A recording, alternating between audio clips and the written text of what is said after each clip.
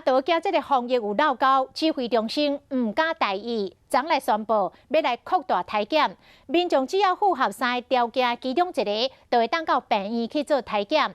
第一，14天内为国外回国有发烧、呼吸道的症头；第二，身躯边有发烧，或者是呼吸道症头的人，家己嘛出现着症头。第三，有来服用着这个抗生素治疗肺炎，但是3天拢无较好的病患甲医护人员等等。而这个检验的结果也未出来之前，未当出门，爱留伫厝内底隔离。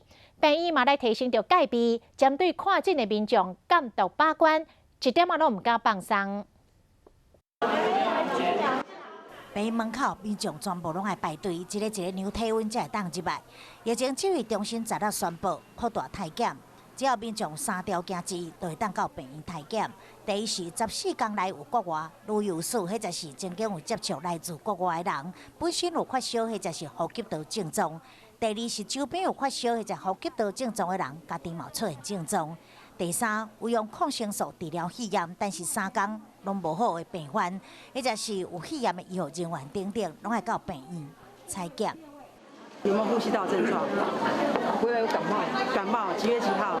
护理人员挂护目镜、穿隔离衣、全副武装，详细询问旅游史。民众到病院都爱早上证件，定点把关。他的回国日期，例如说是2月16，那我们会进一步问他说，你有没有什么症状？如果这位个案说哦有，我是2月15号开始有症状的，那我们会16加上13，也就是在2月29号之前，他必须要到急诊去检伤。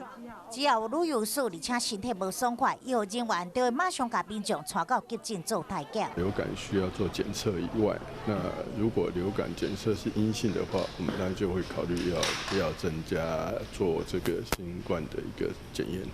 若是医生判断唔免大意，民众伫检验结果出来之前，拢爱留伫厝内，免去外出。指挥中心唔惊疫情扩散，扩大防疫检验措施，唔敢大意。